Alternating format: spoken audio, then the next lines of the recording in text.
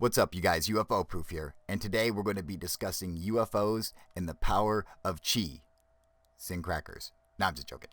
The power of chi, the ancient Chinese power. Now, most people have heard of chi, or the power of chi, and most people have heard of UFOs, but there's not really anything that shows a connection between the two. But the truth is, there are a few cases where there is a connection between UFOs and the power of chi. And we're going to discuss some of those cases right now.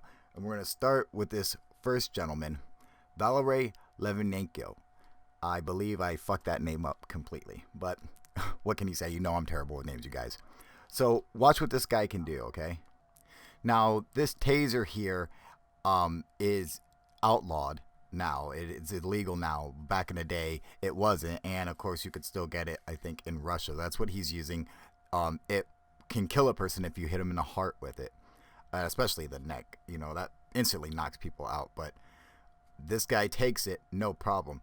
As you guys know, I'm kind of a taser aficionado. I like to collect a bunch of weird tasers for some reason. I don't know. I think they're funny. Now, this guy, he's not a performer, but they asked him to come on this show. It's an English-speaking show, but he doesn't speak English, so he has a translator there with him. The reason why he's standing in his underwear is because he wants everyone to check him and make sure he has nothing on him, so he's real adamant about it. So he's going to pass electricity from himself through this person, and they're going to ground, hitting this metal plate with the paper over it, and the paper's over it so you can see a little burn hole in it.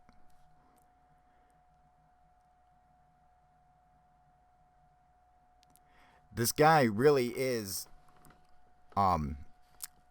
fascinating in some of the stuff that he does. Like, okay, so like this right here. He actually took these cables, these metal cables, and stuck them through his forearms. They're not wrapped around. They're going through the meat. They pierced it. I didn't show it because it's fucking, I can't take shit like that. But that's what he did. And like how it's not cutting his arm in half, I don't fucking know. But he's pulling a 40-ton train cart with it. Now, this is him actually cutting a piece of paper in half with the electricity that he produces. He also does a thing where he holds his breath for 15 minutes at a time. What's interesting, like all those things that you see are because people are coming to him asking him to do it and like have scientific study done or analysis done on it. But what's interesting is he didn't always have these abilities. When he was 11 years old, him and a couple other friends were playing in the woods when they saw a silver ball descend from the sky. It kind of had like an aura of light around it, and it came down through into the forest not far away from them. So the boys started running towards it, and they saw it sitting there on the ground, and they're all running, and he was out in front. And as he got closer to it, he said it lifted back up off the ground, then exploded. Then he saw a bunch of gray things like come at him, and then next thing you know, he was waking up on the ground. His friends were trying to like wake him up. He had like passed out, and then they went home or whatever. And ever since then, he's had these amazing abilities. He can memorize like hundreds of numbers, and he can withstand extreme temperatures. He can put himself in freezing ice cold water. He can put himself in boiling water. He doesn't feel pain at all. Like, and it's not like a disconnection or a fuck up into the circuitry of his brain or anything. It's not a neurological problem because they check that. He just literally says, he's like, I feel the temperature, I feel the pressure and everything. He's like the pain comes, but I just block out the pain. I just like flip it off. And I really think that's interesting that he's like, this all happened with this UFO encounter. And he also claims that he said that he's had experiences of alien abduction, which I find incredible to say that, you know, to have these abilities come from UFO and stuff like that. But then to not be a performer, to not do anything, you know, I think it's really fucking weird. And that's what I really like about it, is that he's not like David Blaine or a magician or illusionist, you know. Now here's another guy. This guy's really fucking cool. This is Dynamo Jack. And this was a documentary about Java in, God, where is it? Fucking Borneo, I think. But this guy had a problem with his eye, and they went to go see this doctor. And the doctor was doing acupuncture on people, but they realized, they're like, how come you don't use needles? You know, and he's like, he doesn't need them. He's like, I use chi. And the guys are like, what do you mean you use chi? He's like, chi, out of chi power. And they're like, let us see. And he starts like shocking everybody, and they're like blown away. They're like, they could not believe what he was capable of doing. And like, it's really cool, like what he's saying right here. Like, he's saying how the positive comes from his navel, and the negative charge comes from his perineum, his chode, you know, his little fucking skin tag between your anus. That's where he says that the negative charges. And he's like, I just focus. He's like, it's just a meditation. I've been doing meditation for 18 years. Meditation, he says. 18 years of meditating. Can you project this energy through your hands only, or through other things as well? This is great. Watch. Now see, I can see the reaction. Look at she didn't believe him, the sound girl. That's one thing.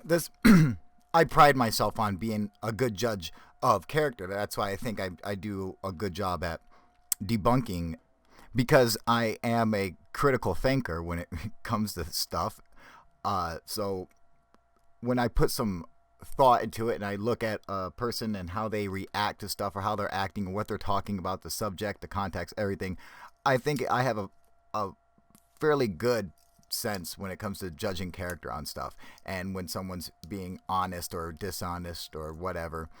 And him seems completely legit to me, and all the people there who are testing him and everything seem legit and authentic. Now, he had learned this by wanting to develop a way for him to use the chi to light his cigarette. And since his hand and stuff touching the cigarette wouldn't work, he figured out doing it like this, and he worked and practiced until he was able to make this happen, so he could figure out a way to light his cigarette. He's a smoker, apparently.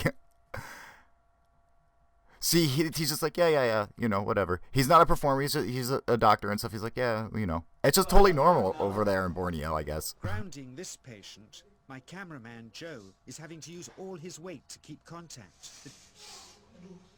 She is pushing him away. Wow. Look at him. He's like, he can feel it, you know. He's like, able to control the amplitude of this chi, like a dimmer switch, and it causes uncontrollable responses in the patients and their grounders. I can barely keep my hand on you. Fly off, the electricity so strong. See, it's like pushing her hand up. Watch the mom. She got shocked. Grounds her child. And see, he's trying to touch the kid, and she's getting grounded and shocked. Still, so she's asked to hold him. Look at her face. Bear it. Sometimes signs of this passing energy can be seen in the transmitter too.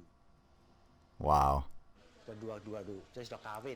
This chi stuff is only the surface, he says, of the real adventure beneath, in the meditational technique. Hook, CEO of the Mind Science Foundation in Texas. Dr. Roger Nilsson, a Swedish medic, an international racing sailor.